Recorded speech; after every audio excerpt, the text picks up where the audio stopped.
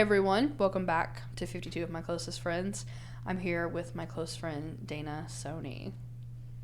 Hello. We are sitting in her dining room, and I can't tell you how many conversations that like you and I have had. Not in these chairs. We're not in our normal seating position in here because of some sound stuff. But I was like, if I'm gonna set up at Dana's house, where are we gonna sit? Obviously, it's the dining room. The dining room table. Yeah, there's just a lot of good stuff that's happened in this house.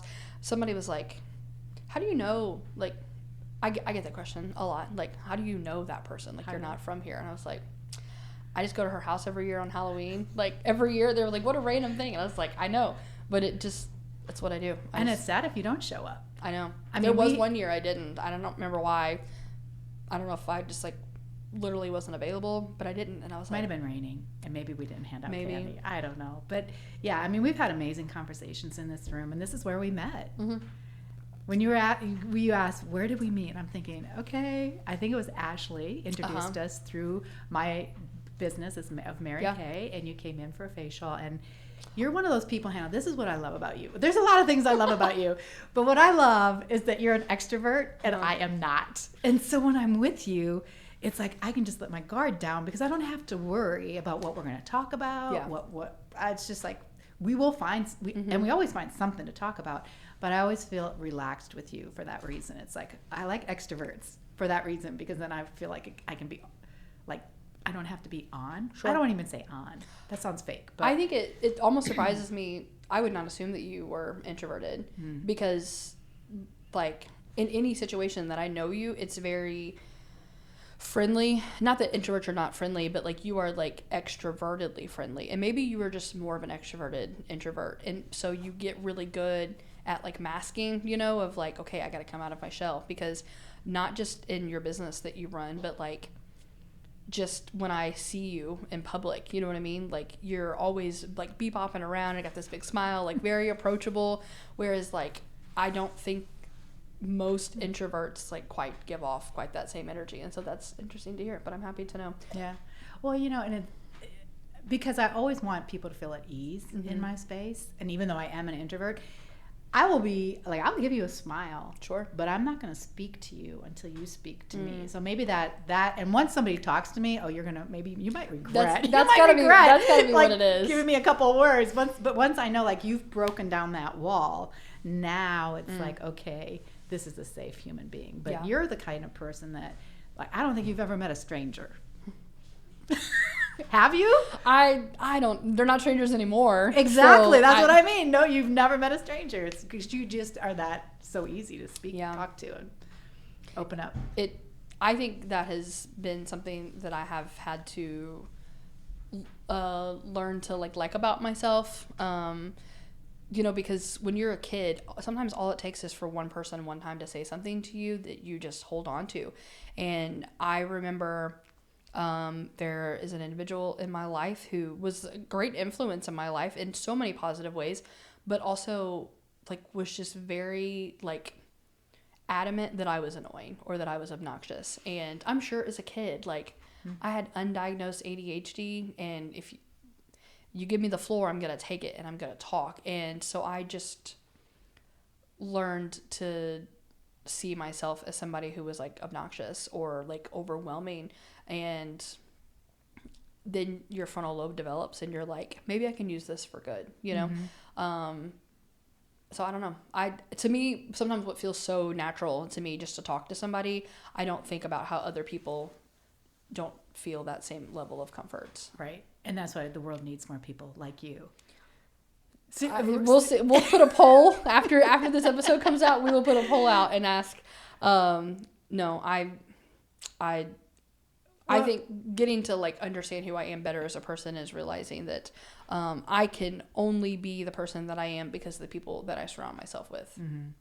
Well, and that's good that you've realized that, because I mean, you are, what do they say? You are the 5 people you spend the most time with, whether that's, you know, in person, on a podcast, or whatever you're reading or watching. And it's so wise. I wish I would have had some of this wisdom when I was your age. You know, I'll tell you, I have a lot of I mean, ironically, like I have a lot of close friends who are like your age that like, I mean, think about like Laurie Spencer. Laurie Spencer is my second, like if you open my favorites in my iPhone under my contacts, she's number 2 of my contacts. Like I have her. I have another woman we used to work with together that is also that person to me. And it has been like, I thoroughly enjoy it. Like, I don't ever feel like, oh, I gotta go to Dana's. I'm like, I'm gonna go to Dana's. How much time do I have? Like, do I have a couple of hours to plug out? Because we just never know what's gonna happen. But there is like so much wisdom that has been poured over me. I haven't taken all of it, obviously, because I still have to figure out things on my own at times. But it is not far from me to know that people that are like, that are your age, you know, or somewhere around your age, like you have lived an entire life that I have not lived and then some. So like, who am I to think that I don't know what's best in the situation, or that you don't know what's best in the situation, you know? Well, and it's nice that you're comfortable. And just for the audience who's listening, just so you know, I could be Hannah's mom easily. I'm probably older than your mom, but the thing is that it's so comfortable to talk to you as well. And not every young woman is so easy to talk to. And maybe that's that guardedness. And that's where, when you said, I've always just taken the floor, it's like you can immediately put people at ease. Yeah. Well, I think it sometimes, like, it just takes somebody telling you that before you see it in yourself. Like, it's existed there the whole time, but until somebody tells you something about yourself that you were unaware of, like, you just don't see it. And there was a moment a couple of years ago where the gentleman in our church who did announcements just kind of took a step back and just needed some time to just exist on Sunday mornings and not be on. And so I was like, what if I just do announcements, like, until he's back at it? And our pastor at the time was like, yeah, he was like, that's perfect. And I was just like, okay, like, I'll go up there, like, I'll make people feel welcome. But then we were like discussing it later on, and he said, like, you just have a way of like including people in when you're talking to them. And I was like, I didn't know, because I feel like truly, like, I feel really selfish a lot of times because I do know how much I like to talk. And if you do give me the floor, I will take it. But there is just something about, like, I've apparently done that in a way that's positive to other people. And it wasn't one of those situations where, like, I felt like my ego was expanded upon, or that I felt puffed up in a way. It was just like, I have been able, like, people see something in me that I don't see in myself, and it's beneficial to them. And that's hard. Like, that's hard to think, like, the other people then don't see things in themselves. Like, and so for me, it was encouraging to be like, well, I'm just going to start, like, bragging on my friends all the time. Like, if you're doing something well, I want you to know, because I think that it's important that we do that. Yeah. Well, and I mean, that is a gift because if somebody asked me, can you do the announcements? I would do it, but there would be no joy in my heart. Sure. I would do it because I respect whoever asked me, and I know it's a job that needs to be done, and maybe nobody else will step up, so I will do it, but there will be no joy. Yeah. Because it would just make me, Where with you, that is just, it's how God made you. Sure. He put that gift in you. Yeah. And so that's where you find the joy. So just say, this is a gift I have to give to the world, where we don't want her up there. We don't want Dana up there. She'll say it, but she may not come across, and she may not. Yeah.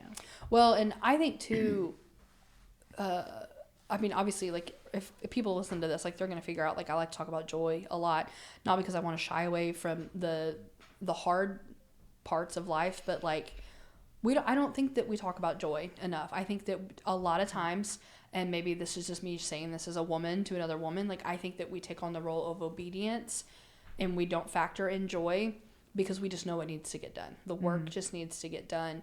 And so now your church is, you know, a little larger than the church that I go to, but I think I would still feel probably just as comfortable on a Sunday morning at a larger church as opposed to a smaller church. Because it is something that fills my cup, you know? So announcements at church may not fill your cup, but, like, I know because of who you are, like, you have so much joy in your life. And I want to know, like, today, aside from the fact that she was shoveling snow when I walked up. And honestly, that doesn't sound like that would mean, like, that wouldn't bring many people joy, but, like, she's happy to do it. She's happy to be out there. I'm very happy to be out there. Yeah. what brings me joy? I mean, there's just so many things. I mean, people bring me joy. My family. I've been married now almost 39 years. It'll be 39 years at the end of the month. And then we have 2 daughters. And now, I'll be honest, what brings me joy is my Mary Kay business, because I get to meet women like you. Sure. And I get to have an impact in other women's lives. And, you know, like, even though I am an introvert, when people come into my home, one of the things that some women will say to me is, you made me feel so at ease. Yeah. Like, at first I was really nervous, but you made me feel at ease. And that is what it's all about. It's just I love helping people, but I don't necessarily have to be, don't name my name. You know, like, I'd rather be the anonymous donor or the anonymous whatever. That brings me joy. When I start getting attention, it makes me a little uncomfortable, to be honest, because I don't want that. I would rather, like, how did this get done? I don't know. Some little ghost came in the middle of the night and got it done. But yeah, so just helping other people really is what brings me joy. And I get to do that actually in both of so I have a Mary Kay business, and then through the YMCA, helping people with their health, nutrition. So I think so like, I met you under like the lens of Mary Kay. I mean, it was at what Harrison College used to be. That you had like an open house night that night. Was that what it was? Yeah, it was. That's where it started, because I remember the 2 friends that I came with were being very. Was that the first time I met you? Yeah. Yeah, that was Oakland City. No, you're right. Harrison College. Yeah, it was right there where like Meyer and Menards. Evansville Teacher Federal Union is there now. Yeah. Credit union. I hadn't been back in Evansville very long, I guess, and 2 of my friends were like, hey, we're gonna go to this thing and you should come with us. And I was like, okay, great. And then I got there, and like, you were like on, as you always are when you're presenting, and like, you do make people feel very, very welcome, which is why for me it's hard for me to like consider you as an introvert, because you do such a good job when you turn it on. But they were just maybe a little excited that evening and maybe a little distracting. And so then like my eldest daughter sense came out, where I just then wanted to like mirror your energy. Like, I wanted to be like, I'm going to sit here and I'm going to be the best customer in the room tonight, because I could tell you were doing a very good job at like combating their silliness. And they were just being silly. But then I walked into work the next day at the YMCA, and I walked behind the desk, and you were standing there talking to Laurie Spencer, and I was like, hi. And you were like, oh my gosh, hi. And then Laurie was like, you 2 know each other? And we were like, we do now. And I don't know. Like, I don't think of you anymore as like the Mary Kay woman. I know that's probably what a lot of people see you as. Do you feel like I know that you like take pride in your job, like you love it. Like, I think that in not like an overzealous kind of way, but like you do what you can to try to work it into the conversation, because it's something that's important to you. And then it opens doors, you know. Like, I remember we wouldn't have the friendship that we have if it wasn't for the door of Mary Kay, right? Exactly. But like, are there ever times when you're just like, what would Dana be? Like, who would Dana be if people didn't see her as the Mary Kay person? I think they actually see the authentic Dana. Good. The difference is the Mary Kay Dana has makeup on. Yeah. And she's dressed up nicely. And the Dana that you're looking at right now looks like a woman who's just out chopping ice and moving it off the driveway. Yeah. There's no makeup. And so I'd like to believe that it's just, the outside looks the same, but they still are getting the true who I am through this. I think so. I'd like to believe that, if it's not, then that would crush my heart, honestly. Sure. Because I was a stay-at-home mom for 15 years and homeschooled our kids. And Mary Kay came into my life when we were just about to become empty nesters. Our last daughter was leaving for college, and she went out of state. And there could have been a huge void in my life. Sure. Like, I was like, okay, what's the next phase of my life? And it was almost like there wasn't even a little hiccup, because it was just like Mary Kay came in, and then all of a sudden now I've got a purpose. Yeah. And my purpose is to help other women. And then it was like, all right, this is a perfect fit. Yeah. Even though I didn't know anything about makeup or skincare. Yeah. It didn't matter, because it was just some vehicle that I could help other women. And I think that's why it's been successful. Mm-hmm. Well, and I think too, in the, I don't know how many years now that like I've been buying things from you. Since that's when we met, that was probably 8 years ago, Hannah. I mean, yeah, it was probably, I moved back here in 2017. Yeah. And so like, that's a lot of Halloweens at your house, you know? And just stopping in sometimes, just popping in and swinging on our swing. Swinging on the swing. Listen, this will date obviously when this episode comes out, but as for everyone who knows, like we had at the beginning of the new year, like that big snowstorm that came through here.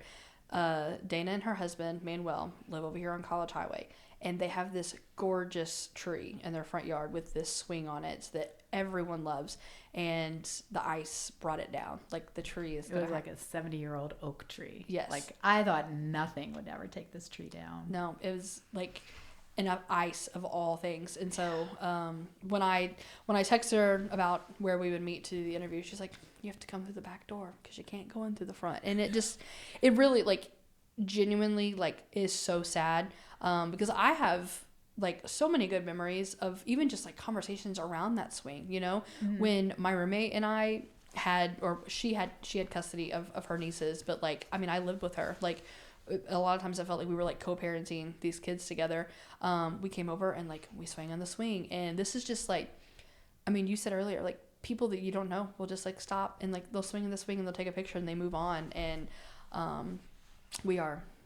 I can only be as sad as what I can be, but I cannot imagine how you all are feeling right now. It's like a piece of your life it's a piece of our community. Yeah. Which is, and I never realized how much. I mean, I knew that people enjoyed this tree, but I was on a business trip to San Antonio and someone sends me a text, "Are you okay?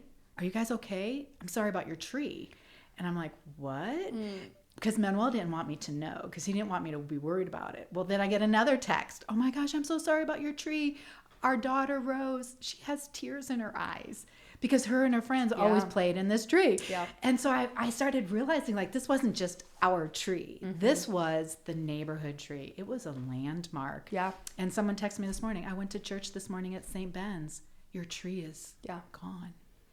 So it's truly, I mean, I never realized. Yeah. And we were talking before we got on about being a connector. Yeah. Like how you're so, because of your extrovertness and all the people that you meet, you're good at connecting other people with needs. And I realized now this tree was a connector. It for sure. In a sad little way. But yeah, it's going to be missed. It is for sure. And it's one of those like you don't think about the void that it's creating in your life until it's gone. And I mean, even your Facebook posts where you posted the pictures, hundreds of comments, you know, you're like, I'm thinking, how does she channel this into selling some skincare?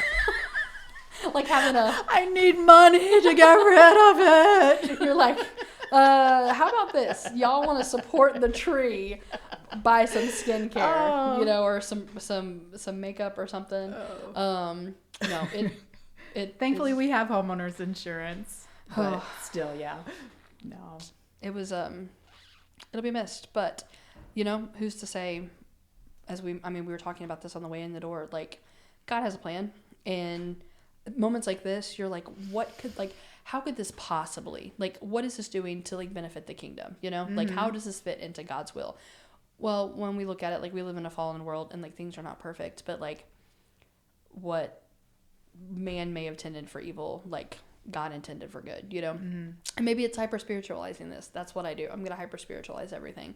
But I think too, if anything, you can look at the impact that like by you all being good stewards of the gifts that God has given you, has been able to bless all of these people that like you never even knew. And I think that that's a testimony in itself, because you all could be the people who like, you didn't put a swing up, you know, or you don't get off our tree, get off our lawn. Yeah, get off of our lawn. But instead, like, it is nothing for you all to have people out here in the swing all the time. And so, you want to know one of the things that went through my mind? I'm like, oh, now people are going to expect us to have nice grass. Because I've always had an excuse. It's like nothing would grow under this tree. This tree covered our house, all the road, part of our yard. And I'm like, oh, now I'll have to have like grass and flowers. Some grass seed.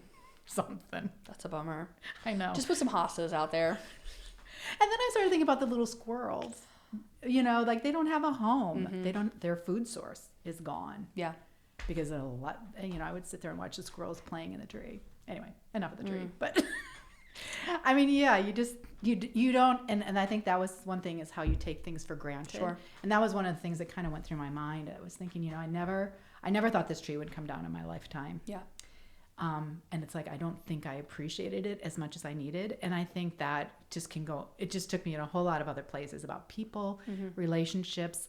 Until they're gone, you don't know how much they meant to you. Yeah. I think that's really valid.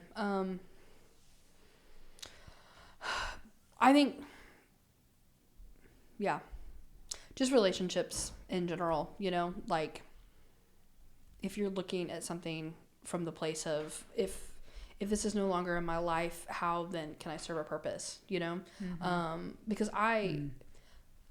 like you said earlier, like you want people to see the authentic version of yourself, whether you're selling Mary Kay or you're just talking to them as Dana. And I think what's important about that is that if you were to ever stop selling Mary Kay, like they would still see the same version of you. And I am somebody who, I care way too much about what people think about me and the choices that I make. Not because I am seeking approval. It's more of a, like, I just want people to like be excited, and I want people to be on the same page as me.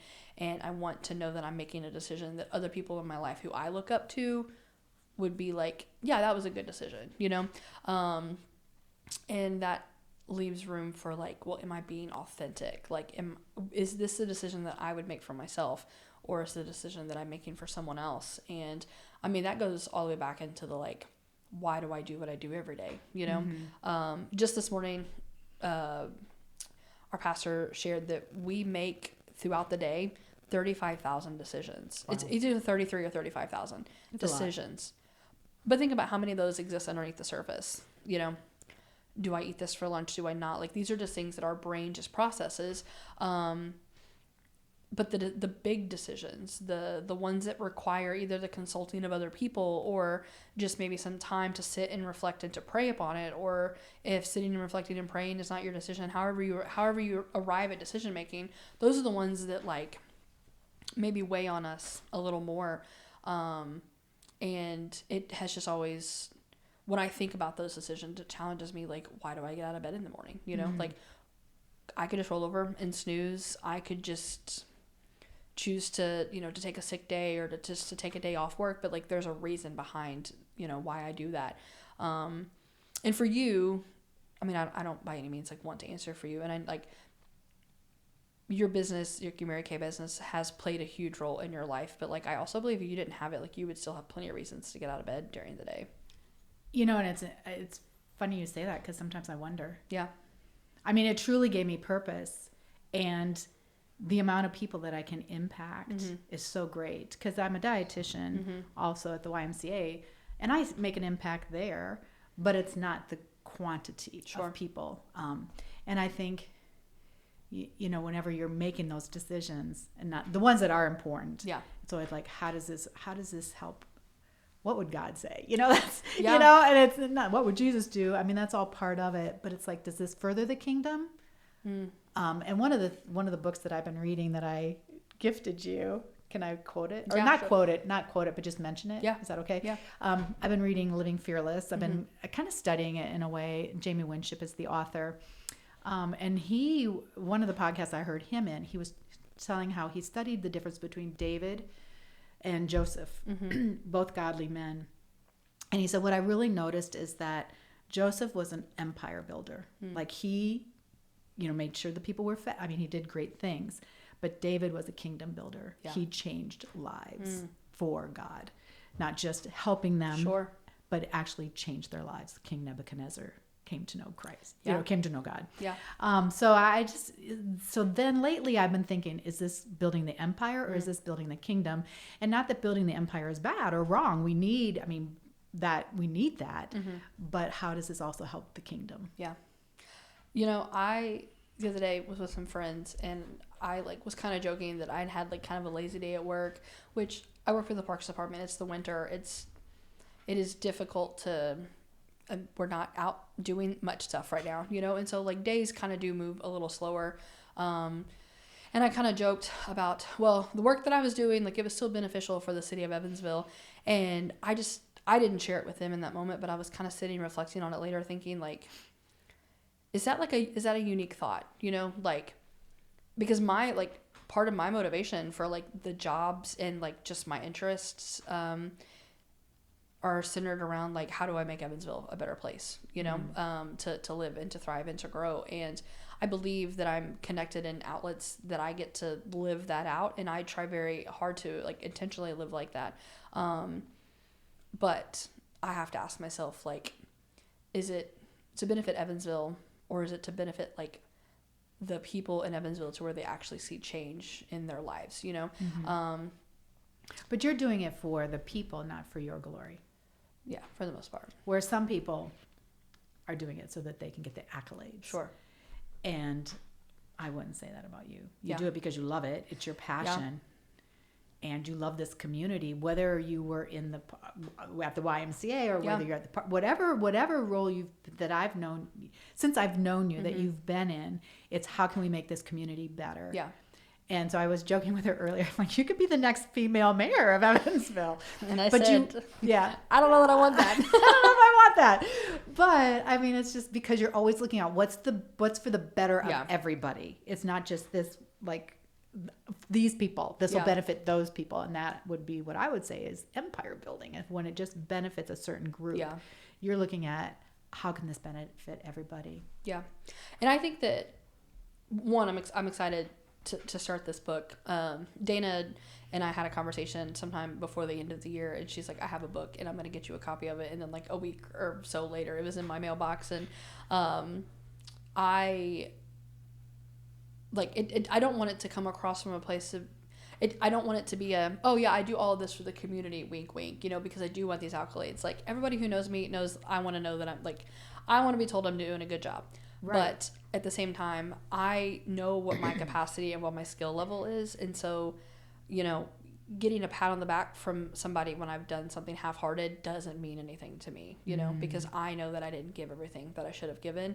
Whereas like when I'm like really putting my heart into something, I almost feel like God is like, I'm going to give you less recognition for this because I just need you to know that you're doing this for me and not for you. That's hard. It's really hard sometimes because I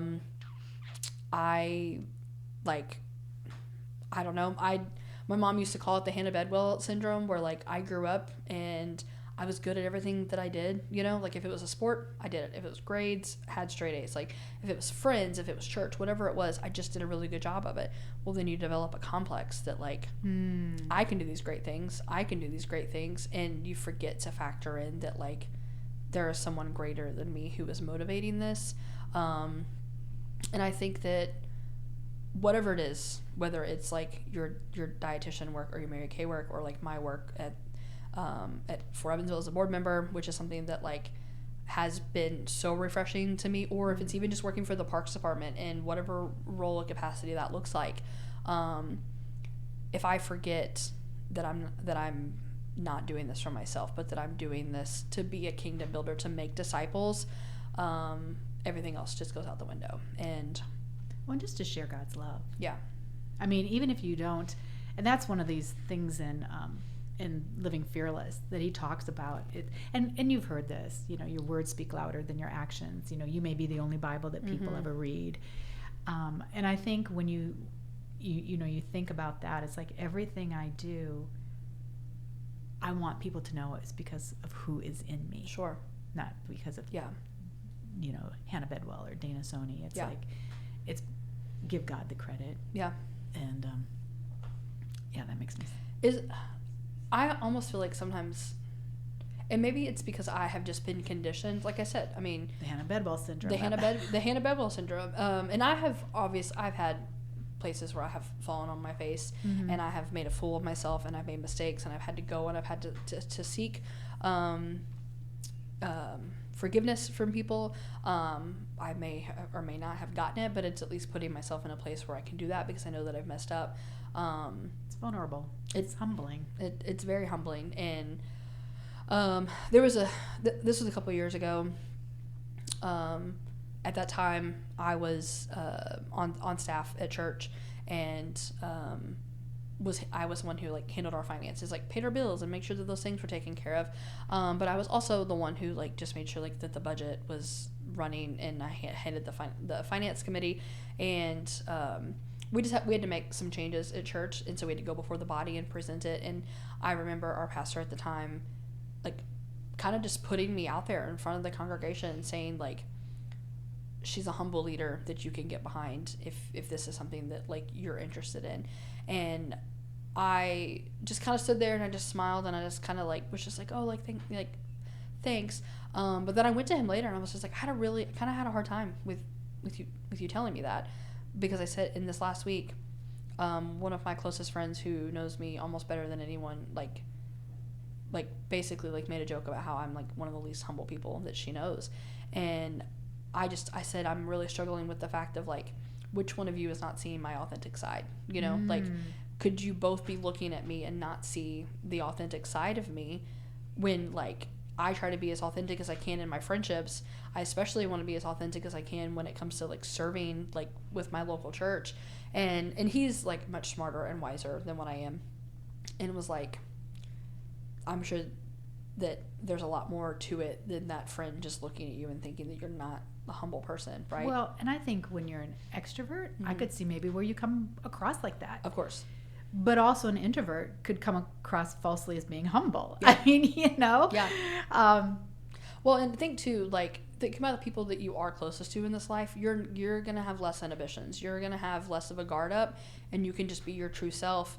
And so, like, my true, like, genuinely, like, I say this with whoever is listening, like, my intention is never to be braggadocious. I just want people to be proud of me. Like, that's it's a very vulnerable thing to say.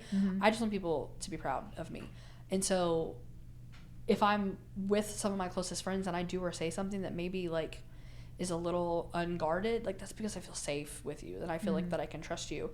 And sure, that is a genuine piece of who I am, but like, if that's the only part of me that you're looking at, like, I don't know that you're looking at me through the right lens. Yeah, because I don't see how a person who, what did your friend call you? Like, just basically like not a humble person. Like, they wouldn't care about this community. Yeah. They wouldn't put themselves out there and do all that you do to try to make this community better. Yeah. They wouldn't do that. I think though, like, there is an element of pride, and like, I would tell you, like, I had the question asked to me one time, like, what is the one thing in this life that you struggle with that's going to keep you from doing everything that God has called you to do? And it's my pride. It is 100% my pride. But I can also tell you, in like, just in the 8 years that you have known me, like, I know that I've grown up, and I know that you have been able to see that maturity because we've talked about it. And so I have to look at it and think, like, I have grown up. I am extroverted. I do say things that are a little unfiltered sometimes, but that's just because I just want to be honest about something. Because that's who you are. Because it's who I am. I'm not asking permission to be prideful from people in my life. I'm just asking for people to, like, take a moment to look and to know my heart. Like, if you know my heart, I don't think that you're going to question the why I'm approaching something. Your motive. Yeah. If they know your heart, they're going to know the motive behind it. And I think it's the same thing as like what you said earlier. Like, there's never been a moment where, like, I have questioned, like, I buy Mary Kay from you, one, because, like, this is not a plug, but you can give me a plug. I don't care. I will. She can put my website in the comments. I will. I'll put her website in the comments. There are just like, but there are things that, like, I have been habitually buying from you for the last 7 or 8 years because they work and it's what I like. Also, people who know me don't know, like, they know I don't use a ton of makeup, so like, I'm not just going through it, but like, the stuff that I do use, like, I know that it works and it lasts me for a while. It doesn't make my face break out. But there's never been a moment when you're trying to, like, sell to me that I feel like that you're being inauthentic. If anything, I am more inclined to buy from you because you're my friend and I just know, like, you're just trying to buy a new car, you know, or you're just trying to get that pink car, you know. That's what it is. We're constantly working. And for those of you that don't know how many, you can let them know how many days. One time Dana made a challenge that she was going to wear a charcoal mask on her face. Oh my gosh, you remember that? Oh, absolutely. I remember that. How many days? Jeez, I don't even know. It was so funny because I don't leave my house very often. And when I did this challenge, it was like all of a sudden I had a dentist appointment. Yep. I had a doctor. I'm like, why do I have all these appointments? I wasn't supposed to leave my house. But I think I left it on for like almost 2 weeks. It was a while because it was like no longer there. And I could keep reapplying. Yeah, a charcoal mask, which is, a black mask. Mm-hmm. She's walking around in town like, and you know what? I'm sure that first day people were like, "What?" I'm sure people thought that a lot. Oh, I'm sure. But it was just the commitment. You know what I mean? Like you had a goal, you were gonna do it. Not in a way to where like anybody in your life should have felt pressured by it, but it was just the like, hey, I'm gonna do this, and if you want to support me and my family, that's great. And I think of it as like, I joked that I really don't want to eat at any like chain restaurants this year. Like I want to eat all local as best as I can. Ooh, that's a good goal. Because the local economy is much more important than what Texas Roadhouse's CEO is making this year. But I think it is like, if I'm gonna buy makeup, I could maybe spend a little less buying something that I'm like a little unsure of, or I could just go buy makeup from someone that I know and that I care about, and that like that order is going towards a trip to see your daughter or putting food on your table, because we both know Manuel ain't doing it. No, I'm just kidding. Manuel works very hard. He is a good guy. I have to poke fun at him. And I love the relationship that you have with him, because some people are very intimidated by him.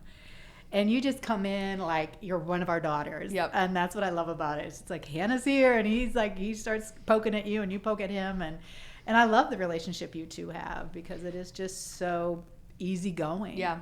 He, I think, was maybe a little intimidating in the beginning, because like he's very strong-willed. Like he's a super strong-willed individual. But also like he wants to be poked at. Like he wants the jabs back at him. And so I think if I ever came through here and didn't give him a hard time, he would be like, he would think you were sick. What's wrong with you? What's wrong with you? Exactly. Are you dying? Are you okay? Yeah. No, he's great. And he will take things from you because you share your faith with him. Mm-hmm. You can say things to him that nobody else can say, and he still loves you. Yeah. Somebody else might say that, and they would not be welcome back in our home. Yeah. But you come in, and you're just authentic. Mm-hmm. You're just Hannah. Yeah. And Hannah will share her faith. And he's like, doesn't agree with you, mm-hmm. but you know what? He still loves you. Well, I remember there was once, and two, like, let me start with the second point first. I didn't like walk in your house the first time that I did like a spa night here and be like, all right, let's evangelize, like that, like it took work. Like relationship building, and it took time. And I remember there was one evening, like he and I, like we were kind of going at it, and you were like, I was getting uncomfortable. I was squirming in my... I probably left the room. I don't know. Because I think you were like frustrated because like he wouldn't like even just like let me finish. But I was just like, no, like if you respect me as a human and you respect my beliefs and you expect me to listen to you, then I'm asking you to do the same to me. And he was like, okay. Like, and I wasn't like, I didn't come into his house or in your house and ever have plans of being disrespectful. But like he and I had developed a rapport where like he was going to push and I was going to push back. And I don't know what that ever will look like, but I think too, I have to care enough, obviously, for him to know that like how do I want to say this? Like I care enough for him to like push back because I know it's important to him, mm-hmm. and getting to it's his salvation. Yeah. Let's face it. Yeah, it is. And I think that even like those who like are listening now or will just listen ever, like it's never, and I don't ever want this to come across this way. I don't think that Dana ever comes across this way. It is never that like I think that what I believe and what I say is so far above what everyone else does and says. It is the fact that like I have experienced something that is life changing and is so beneficial to me and so many other people around me. The least that I can do is share that with you. Mm-hmm. And I don't ever want it to come across this, well, if you're going to be friends with Hannah, you have to check all of these boxes to fit into some sort of this thing. Because if you're not a Christian and if you don't believe these, like that's not true. Like that's not what it is at all. Like when Jesus sent the disciples on their last, we'll call it mission, he was like, go make disciples. Like, he was very specific about what he wanted done. And like, you don't make disciples by walking into a room and asking everybody to bow their heads, close their eyes, and raise their hands if they want to receive salvation. Right.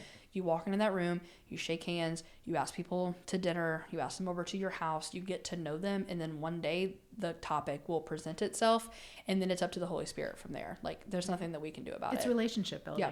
And that's all it is. Yeah. And when you start building those relationships, it does start to open up those doors. Yeah. Like you said, when you first came here, we would talk about, I don't know, whatever we talked about whatever. Sure. But after we built that relationship Yeah. between us and the three of us, then now we can be, this is someone it's sharing something that you've experienced, like you said, something that I've experienced. I want to share this experience with you. Yeah. Because it's made a huge difference in my life. Yeah. And you can love it or leave it, believe it or whatever. I don't care, but yeah. Yeah. And I think too, I for sure sometimes shy away. Not necessarily. I'm not saying like every time that I'm prompted to feel like I need to share my story that I just like jump at it, because like even as an extrovert who has been a believer for my entire life, I'm not going to be the first one to beat that door sometimes, because there's just the fear of like, I mean, it's sales 101. It's the fear of rejection that leads you first, and then secondly, it's the fear of like, am I supposed to do this? Am I like, is God really putting this on my heart to do this? Or is this just me trying to play, savior or that hero's complex? But then the third part of me is just like, I have nothing to lose, like this time that we have on earth is fleeting. And I think that it would really bother me. And it's something that I have felt very challenged in my life recently, that like, if I'm friends with someone and I have never ask them what Jesus means to them, like I think that I'm doing something wrong, Well, but there again, you've had that relationship. You're Sure. saying, I've built this friendship. I need to ask you that. Yeah. But that's not a requirement to be your friend. No, not at all. No. And I even like, if you're looking at people, like just in the people who I've asked to be a part of this podcast, like I'm not gonna have this conversation with every person, Right. like this has taken like, I mean, it didn't take us years to get to this place where we could have talked about Jesus this way, but because we were both in the same plate. We were both in the same place. Yeah. It wasn't Yeah. like 8 years ago I met you and you weren't a believer, and Right. now like you're dipping your toe in the water. Like we both were just like, oh, From the beginning. this is our unifying factor. And I think even if you go back to all the way at the beginning of this conversation, like you are old enough to be my mom. Like we do not socially just have a whole lot of stuff in common, like we're not hanging out at the same places. Like I don't go to the bars like you do. You're right. I'm home in bed by 8. And you know what? She is. She's not lying. Yeah, that's true. But I don't think you hang out. But I don't even know what you do in the nighttime. Exactly. But I'm in bed when you're out there. Right. Doing And whatever. so I think though that the part of this, it's the unifying factor, is not that I decided to start like buying makeup at times from you. It was the fact that like we had this Jesus factor in common, and then the rest of it just worked, And I think even like looking at the local church, you walk into your church on a Sunday morning, like I'm going to completely butcher this, but like we're not supposed to have animosity with our brothers and sisters that we're going to church with. Like we are supposed to be one. We're supposed to be inviting and active with each other as one. And sometimes the only unification that we have is the fact that we're like, we both follow Jesus, and not saying that like you and I live these complete polar opposite lives, because like I have seen you in public before. Like we do have small circles that run into each other. But like we wouldn't connect the same way that we did, if the Jesus factor was not there. Right. And he's our mutual friend. he is our mutual friend. He's so many people's He mutual is. friends. And you know what you're talking about local churches, and I'm going to say this, and maybe people, but one of the things that drives me crazy, because I'm in a Bible study, and we're a small group of women, and we come from all different denominations, and it's interesting. Sometimes I just feel like there's like this religion against that religion. It's like this pitting, and I'm like, stop. Yeah. Just stop. We all believe the same thing. We just worship in a different way. Yeah. Same thing with so many things that happen in our world and in our country. It's like, stop. 85, 90%, we all agree on. there's going to be some things that we don't agree on. That's just human nature. But that doesn't mean we can't talk. Yep. It doesn't mean we can't have a conversation. Maybe I won't sit down and have dinner with you. But you know what? We don't have to be enemies. And maybe this is my Pollyanna, but that's what breaks my heart for our country and our world, is that people just, it's us against them. Yeah. And it breaks my heart. Yeah. Because it doesn't need to be that way. I think we really have lost sight of the fact that our primary focus is that, like, Jesus came for our sins so that we could be redeemed, and not these secondary issues that we find ourselves fighting over. And even at the local church level, like, you know, like, I was in church this morning. There's, you know, I don't know, maybe 70 people in that room. We are not all agreeing on everything that happens, but like, I don't have animosity with anybody in that room, you know?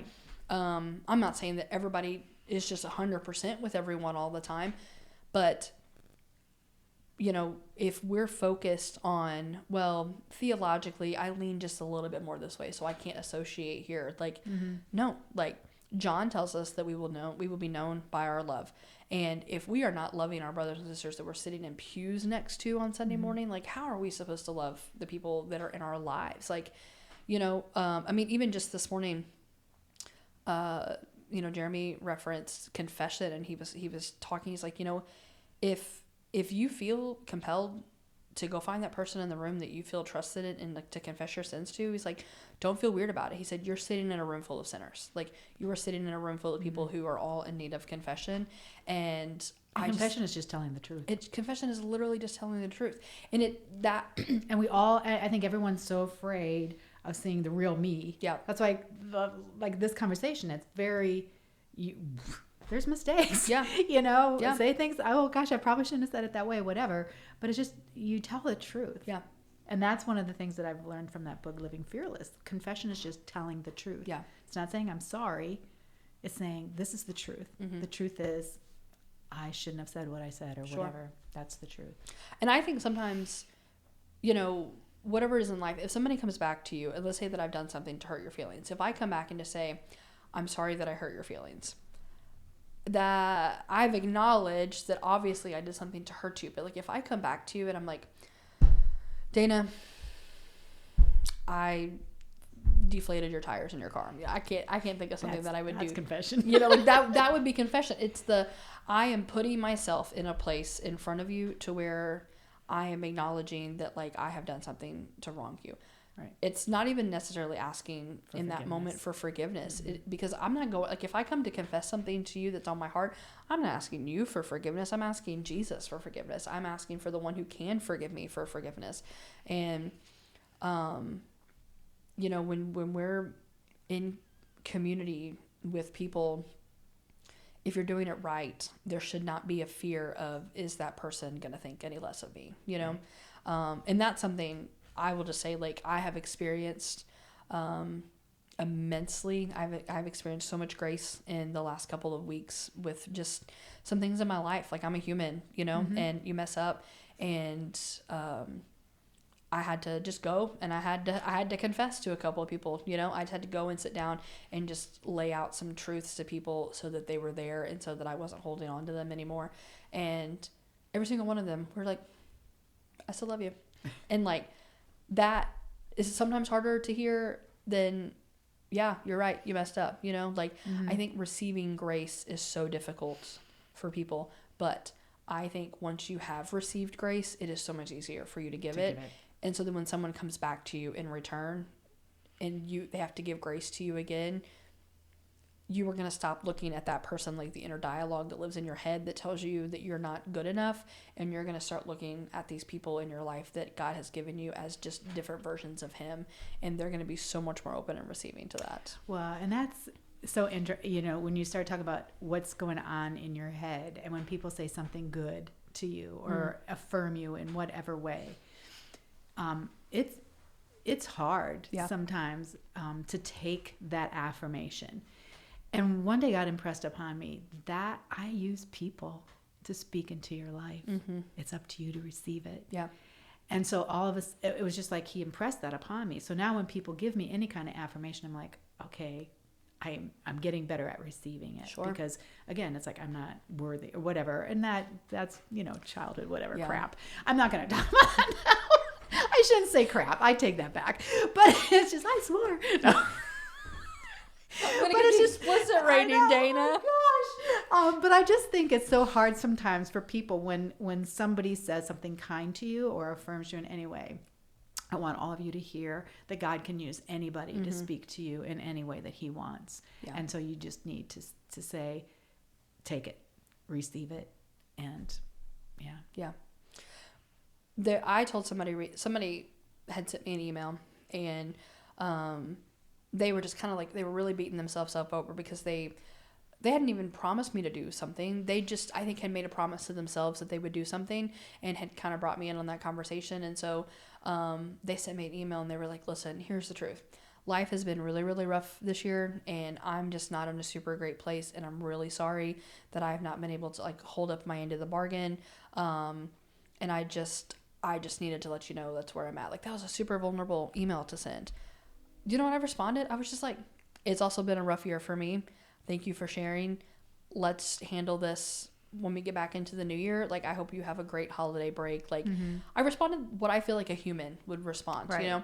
And this individual, they're beating themselves up. We're just up enough. They didn't right. need you to keep beating them up. And so they stopped in my office, I don't know, maybe between Christmas and New Year's, somewhere along that. And they were just like, I just can't, like, you just responded so well. Like, I was just so nervous that, like, I had, burned this bridge and then we weren't able to come back from this. And they were like, wow. But you just, like, and, like, honestly, it was no big deal. It was not a thing at all. But this person was so upset. And I looked at him and I said, we are so inclined to believe that people are going to respond to us the way that we respond to ourselves, that we can't look past that. We can't look past the fact that, like, we feel inadequate. And they were just like, yeah. Like, I expect people to receive me the way that I receive myself, which in return, I'm like, why are we being so hard on ourselves? Well, when I first started at the YMCA, we had moved here from Maine, and it was the first time, my first job since I'd been a stay-at-home mom for all those years. And I remember the woman that I worked with at the time, I said something and she stopped me and she said, would you say that to your best friend? I said, no. And she said, then stop saying that about my friend. Yeah. And I've used that a couple of times on people. When I hear them like just belittling themselves, I'm like, wait a minute, would you say that to your best friend? Then stop saying that to my friend. Because I love you. I'm not inside of a man's brain. I don't know that I want to live inside of a man's brain. Never. But I just... Sorry, men. Any men listening to this, sorry. But I just think, like, why are we so hard on ourselves, Yeah, men aren't. I mean, Manuel's not. He doesn't care. No, like, and I, like, I know good men. I know men that are not super good. And I think, like, they're just like, well, it just is what it is, I'm not saying that they're all lacking in empathy, but I think there's just much more of a, maybe, dare I say, like, pragmatic approach to it, whereas, like, even just, if you get that, like, hey, can we talk later text message, that's the worst text message in the world to send to someone. Your heart goes, yeah. For a woman, it's like, right. You're just immediately like, what have I done to this person? Did I say something out of character? Like, did I mention something? Like, immediately we start telling ourselves, I have done something wrong. Even though to the principal's office, we haven't. Yeah. There's just this, like, anxiety of, like, I've done something to wrong this person, which we now know in the year 2025, we're not sending that text message. We're if there is a conversation like that needs to be had, it's not we need to talk text. But I think we immediately take responsibility for things that, like, we're not supposed to. We put that weight on our shoulders. So then it's so much easier for us to just assume that other people feel that same way about us, And so, like, if I text you and I'm like, Dana, we need to talk about something, I'm going to put you in an uncomfortable position, but then I'm going to walk in the door and be like, I need new makeup. Like, that's literally all that it was. Right. But there's just this weight that we carry, because we're just, I don't know, flawed, We're afraid that we're going to hurt someone else's opinion, or or not someone else's opinion, but we're going to hurt someone else's feelings. And we will do everything that we can to combat that. Now, maybe that's what healthy individuals do. I'm sure that there are unhealthy individuals out there who are like, yeah, I don't care. I'm just going to do what I want. But I think people who are like functioning adults that have like rational relationships with people, specifically women, just feel such a sense of, I have to be the best version of myself at all times for the people around me. And if I'm not, then I'm not just failing them, but I'm failing myself. And then that self-talk just becomes more and more negative. And I would never talk to any of my friends. I would never think the things about my friends that I think about myself. But like, I've given myself permission to do that somewhere. So stop it. Okay. Stop it. Just stop it. Stop it. What's that? So Bob Newman. That was just stop it. We have been going through the Sermon on the Mount series at church, and there was a Sunday a couple of months ago where anxiety came up, and so the elder who preached that week showed that he was just like, stop it, like. And so all the older people in the room who know who it is, like, they're all cracking up, and then like all like the babies are like, what's that? What is this? Just stop it. Just stop it. Stop it. If it was only so easy. I know. You know, but the more you say it to yourself, I think the easier it becomes. Yeah. It's just repetition. Yeah. So our small group met sometime, there was one night last fall, and this was when I had like first cut sugar out. And so I was telling everyone as an accountability, but also so that like you could just do like, not and like so that you could be proud of me, but just so you could be like, hey, like, how are things going with this, you know, and encourage me. And one of the women in my small group, she's like, I could never do that. And I was like, what? And she was just like, tell people so that like they could like be encouraging to me. And I was like, why? I honestly Afraid of failure. Sure. Yeah. 3 years ago, I wouldn't have said a word to anybody because I would have been like, I'm going to give it up anyway. So what's the point, you know? But what if I don't? And now all these people say, did you? And you're like, no, I didn't. No, I sure didn't. Yeah. And I told a friend that the other night, I said, I wish that I would have maybe like taken pictures, just a couple of pictures of myself the night before so that I can measure it. But then I also told her, I said, you know, and this is kind of vulnerable. I was like, I think that I had two fears. I had a fear of, one, I wouldn't be able to do it and I would feel defeated, or two, I would be able to do it and there would be change in my life and I would look back and I would be embarrassed by the fact that I was just out of control for so long, you know? But being able to have people like who ask me almost every time they see me, hey, how's your no sugar going? Like that's not why I do it. It just makes it a whole lot easier to do it. Mm-hmm. And I think that we live in a society where we are constantly encouraged to build other people up. But the moment that we say something confidently about ourselves, you are egotistical, you're prideful, you think you're better than everyone else. And I'm like, we can't have both. We can't have both. Right. I can't sit here and talk about how awesome you are. And this is not an invitation, but like, I can't sit here and talk about how awesome you are. And then for you to turn around and to talk about how awesome I am and for me to shut it down. That's not fair. Right. That's not fair. That is an unfair. But that's that receiving part. Yeah. Being able to receive it. Because if you don't think it mm-hmm. and you don't feel it and somebody else sees it in you yeah. and is speaking it into you, it's like, you've got to say you must be right. Yeah. Even though I don't see it yet. Yeah. I might not see it yet. I think that it takes the right person at the right time in your life because and I have mentioned this person in other episodes. I will probably continue to mention this person. This woman came into my life at a time where I had no idea what I was doing. I had made huge changes, felt very called to make those changes. I felt so much peace about it, but still just was like, I don't know what I'm doing, God. And just started speaking life into me, and not in like the way that, not a secular way of doing it, but just like, do you think that that's how God sees you type of perspective, mm-hmm. you know, and just really encouraging me to look at the fact that like God made me to be the way that I am so that I can be sanctified and becoming a better version of who he created me to be. And it changed so much. Like I look at the last 3 years of my life and think, had this person not come into my life when I did, like, I don't know who I would be today. Mm-hmm. All because they just felt compelled to follow the words that God had put on their heart, you know, from their life experiences. You know, this individual is also old enough to be my mom. But had I not been in a place to receive that, had she not been in a place to feel confident enough to say that, like, how different would how different would our lives be today, you know? Right. And I think that's one of the beautiful things about aging, to be perfectly honest. And I can say this now because I'm in my 60s, is that I get to do that for younger women because I didn't have anyone like that in my life. Yeah. You know, and now I get to help other women see who they are, who God created them to be. You know, he didn't make a mistake. He knit you together in your mother's womb. Yeah. And he made you just the way he wants you to be. Yeah. And you just get better with age. We sure do. We're like wine. You know, and I know a lot of women. It's so funny because I meet so many women with my Mary Kay business.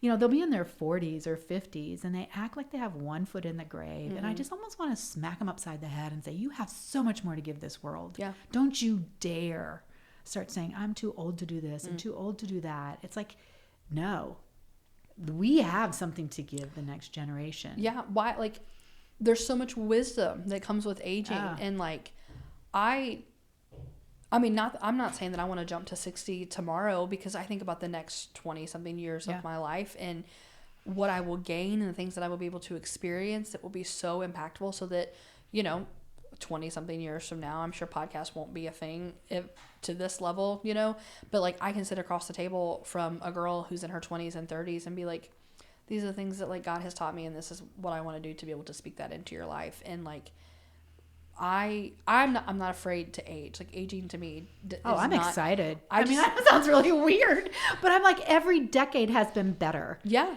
And I don't know if I'll ever be a grandparent. The way things are going, I don't think I ever will be. And I've kind of mourned that for about a few hours, maybe a couple of days. I don't know. But I just thought, Lord, you know, I just wanted, because I think about what my mom and my grandma poured into me. Yeah.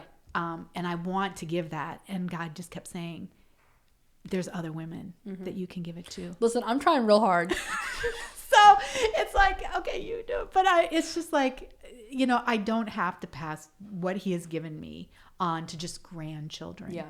There's so many more other people, and he keeps bringing them into my life through my Mary Kay business. So yeah, I was like, all right, you're right, Lord.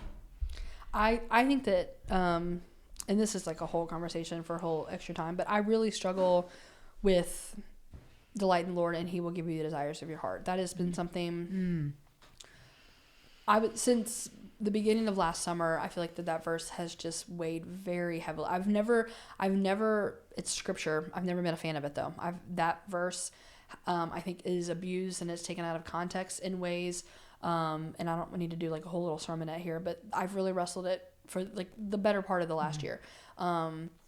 I don't feel like I'm necessarily any closer to trying to understand how I can come to peace with that terms here, other than like he has put desires on my heart that may not be fulfilled in the way that I want them fulfilled. And that is where we have to sit in the truth of knowing that one, like I say this a lot, not to negate the power of who God is, but like we live in a broken world. It is not going to fit the way that it was originally designed. But he is still going to make a way within his will to do so. And so I really want to be a mom. I want to be a mom real bad. And it just every time that I think that it's over, I see a clip of a baby at night when I'm laying trying to go to bed and I'm in tears. You know what I mean? But I think like, what does that look like for me if I never get to do that? How am I supposed to take these feelings and this desire and apply that to something in my life? And I think that can go whether it's kids or a career or buying a house. Dana has been prayer walking through these neighborhoods for months now, trying to find a house for me. But every time that I try to do it, a door closes and I have to keep thinking like, that's because God knows better for me than what I do. And, you know, that I may not, the desire of my heart is to carry and birth a child with my husband. That may not be something that happens for me, you know. That may mean in 15 years, after I'm maybe more financially sound and I have a better understanding of who I am and where God's purpose is for my life, that like a child comes into my life that I have to mother, you know. I don't know what that looks like, but I'm trying real hard to give all the women in my life that want grandchildren. So I appreciate it. Dana will shamelessly plug me to any single man that is a Christian. You know I would. Dana loves it. Yeah. Dana loves it. I've had suitors sit here and have dinner with us yes, before. You have? All right. You just keep bringing them over. We'll promise we won't Honestly, scare them away. Manuel will weed them out real quick. If they can't stand toe to toe with Manuel, I'm gonna be like, all right, we're done. That's all I needed to see here. And I think he was good to. Yeah, he was. Yeah, he was nice. I'll start bringing him over here after my first date. Was that your first No, date? no, that was not our first date. No. Oh. But I think from now on, what I'll start doing is I'll be like, all right, after the end of our night, we have to go buy my friends. We have to go buy the Sonys. But if there's no lights on, just keep. That's right. If there's no lights on, it has to be before 8, Hannah. maybe we'll start the date here. There you go. That would be so uncomfortable. That would be weird. Be like, why is your dad Hispanic? Don't worry about it. And your mom looks a little Scandinavian. This is kind of weird here. You don't look like either one of them. You're right. I don't. Well, I had like a couple of questions that, not that I felt like there was going to be like any short of conversation that we would have, but what do you feel like as someone who's like not afraid to age and every decade has gotten better and better, and you continue to find, like, what have you learned most about yourself in the last year? Oh, wow. Wow, Hannah.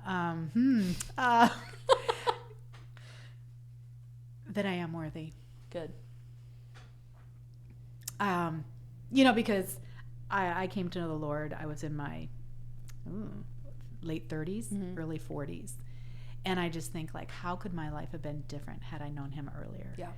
But it's building that relationship with him and the love and the joy, even in the sadness, because obviously you don't live 63 years and not have some sadness in your life, but there's still a lot of joy.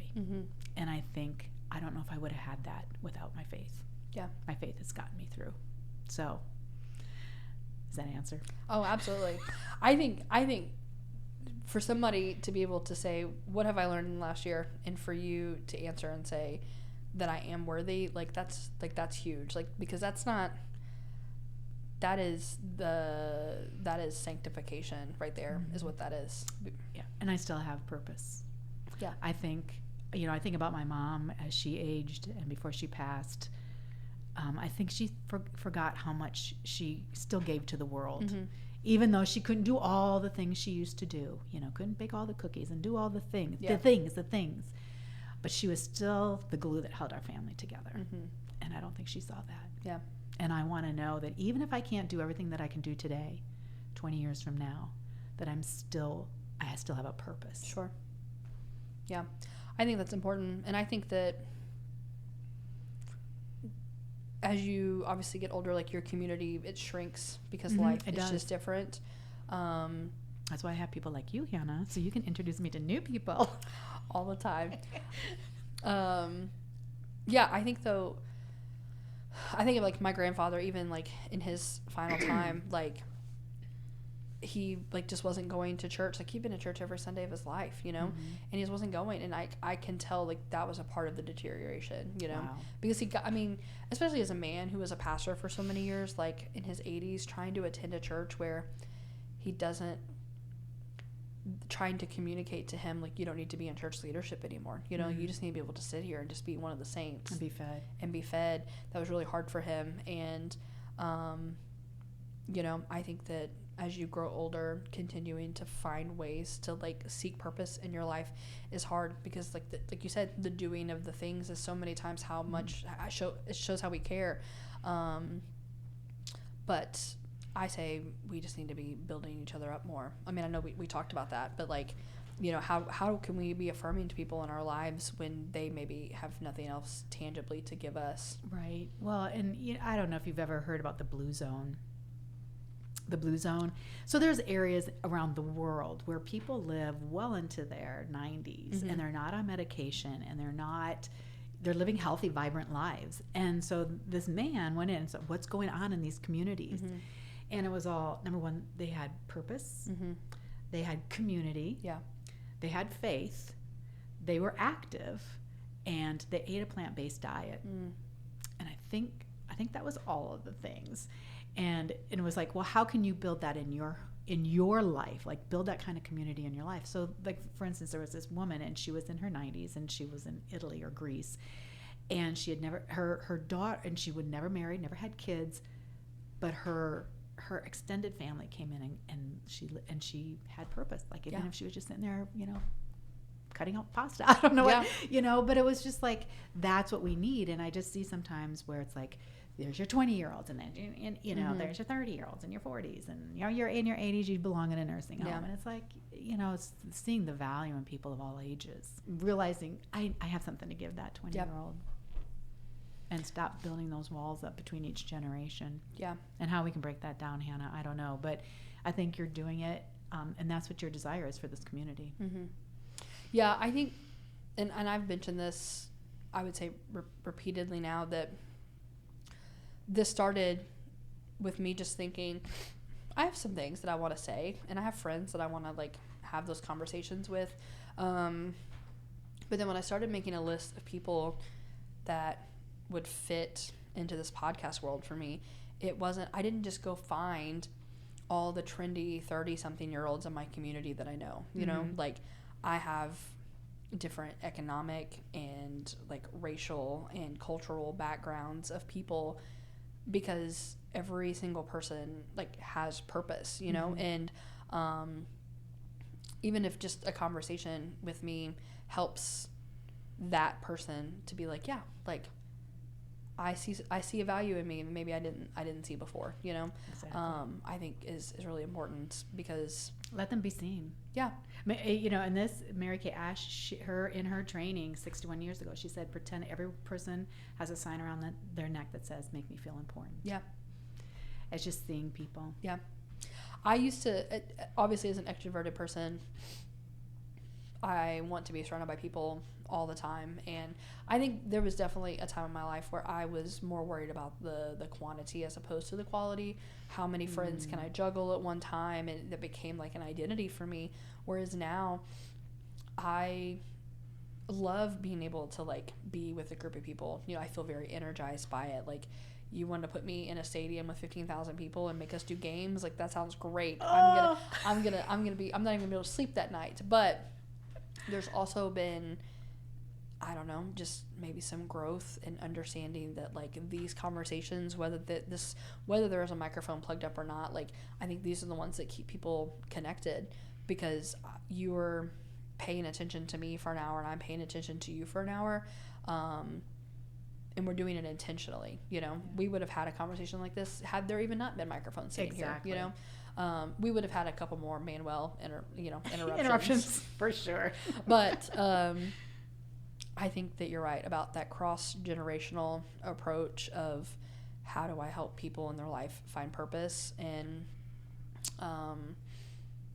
that is, I don't know.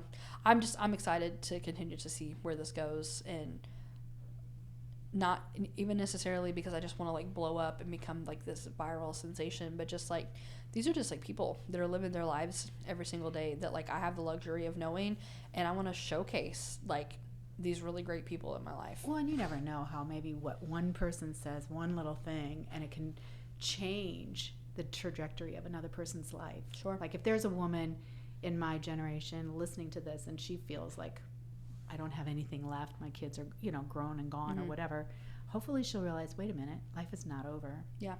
And if it can even just do that, I mean. Yeah. I think, there's a lot of friends that are my age that are regularly dyeing their hair right now. There are other friends my age that are like, I'm not dyeing my hair. Like, I'm not afraid of it. I'm not afraid of what that aging process looks like. I think that there's a little bit of like resistance to the patriarchy there, but I think too, there's just something about like women collectively coming together to decide to do something just because we want to, not because we're like trying to impress someone. And I recently watched this video that was like, if you're out in public and you see like an older woman by herself shopping, or even if she's not by herself, but like she's like whatever it is, just go find a reason to go compliment her and watch what happens. Ooh. It was like, women don't stop wanting to be complimented just because they're seniors. Like, it was just this whole thing, and I was like, wow, like I need to be complimenting like these like elderly women in my life, and not like intentionally, oh well, like you're elderly and you need but not like, that I need to help you, but I want to, yeah, because usually it's like, can I help you with that? No, it's like, hey, look at you carrying those groceries. Yeah, look at you, like look at those muscles, or like look at that sweater, like like I really like your purse, or like you look really pretty today, because I think like I'm gonna start doing that, because I just know what that can do for someone, because they probably feel unseen. Yeah. Like nobody sees me. Yeah. Well, just think about like, I mean, I'm a 31-year-old that has 52 close friends. If I need affirmation, I know who I'm going to text, like I have people in my back pocket that if I'm having an off day, I know who I'm going to text. It's not the same, like it is a very unseen generation. And I don't want to ever get to a point where like people just assume I don't want to like be built up anymore, and so yeah, I challenge you, Dana. I also challenge people that are listening. I think you should start complimenting, and the men too, because I think that, men like to be built up. I think that they are very, they don't do that for each other. Like, I don't know a lot of men that just build their friends up around them, which is why I think that they're so dependent on the women in their life to be very vocal about how they feel with them. And so, like, guys that listen to this, like, if you see an older man in a grocery store or, like, out somewhere, I think you should be complimenting him. Well, whether compliment or just strike up a conversation. Yeah. A brief conversation. An acknowledgement that they are there, other than to just either be helped or a nuisance, is, I'm sure, huge. Exactly. So if you guys see Dana out, make sure to compliment her. Yeah, right, because I'm one of them. Oh, yeah, that was one of the questions I had for Hannah. I'm like, she said, what day do you want to do this? And I said, well, is it going to be a camera? Because if it's a camera, I need to put makeup on. And she said, no cameras. No. And I'm like, oh, good. It can be any day of the week then. Because if I don't have to, I do sell skincare and cosmetics, but I'm so happy in my natural skin. It's like, putting on makeup is like a chore. It's your job. I mean, but it's my job. It is your job. And once I get it on, I'm fine. And but it's like, it's just putting it on. I'm like, ugh. It sounds horrible. I have some friends that they have 2 girls, and they have started teaching their girls at a young age. We don't put makeup on to feel pretty. We put it on to feel fancy. And so we were. You're the one that told me that. Yeah. Did I tell you about that? I think okay. I was trying to remember who told me that. Like, you're fancy. Yes. You're not pretty. You're fancy. And we were in a wedding together, and the girls were the flower girls, and they came out in the hallway, and they were like, "You all are so fancy." And like, I was just thinking, like, man, like that is not the world that I grew up in. Not at all. And I was like, you know what? Like, when I wear makeup, when I choose to wear makeup, I like, obviously, like I feel like prettier, you know what I mean? But like, I do feel fancy. Like, if I'm putting on makeup, I'm going to do something. Like, I'm going to do something that makes me feel fancy. It shouldn't be the other way around. No more pretty. We're fancy. We're fancy. I like that. I mean, I just think because it doesn't make you pretty. And sometimes people say something like, your skin is so amazing. And I'll be like, it's Mary Kay and Jesus. Because it's the Holy Spirit. Yeah. I mean, it's like, hopefully he's, using. Well, I put that in my notes that like you just like you just have a smile like that cuts through a room to where like, and I think that's where people don't feel that you're an introvert, is because like you just have a very, very warm, like welcoming presence about you. And I think that's authentic, whether you have a face full of makeup on with Mary Kay, or like I'm walking up to your house and you're telling your neighbors that I'm coming over because I'm starting a podcast. Like, it's the same joy. It's the same smile, like, It's like, can you believe it? It was kind of more like, can you believe it? She's coming here to me. No.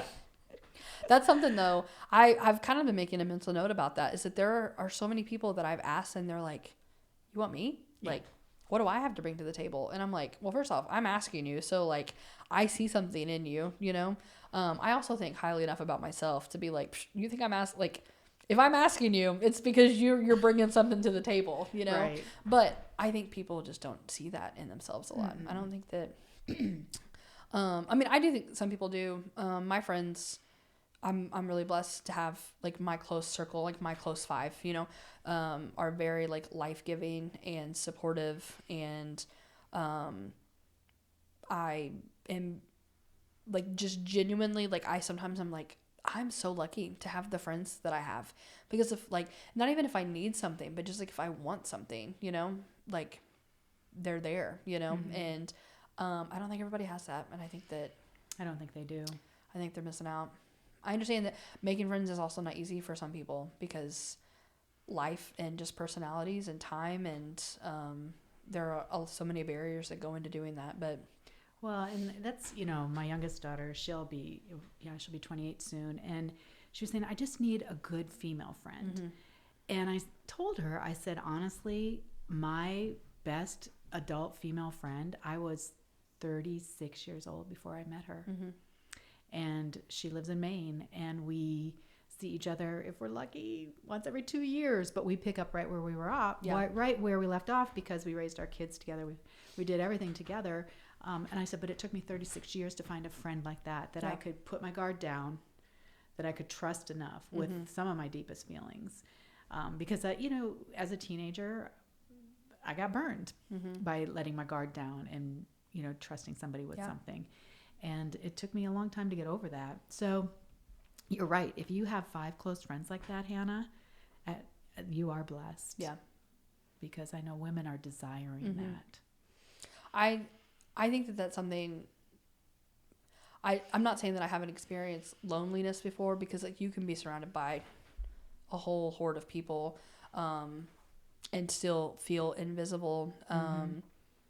But I've never just felt just completely unseen by people in my life, and I think that is an incredible blessing, and I don't take that lightly. I think if anything, it has really just encouraged me to be a better friend to the people that are my friends.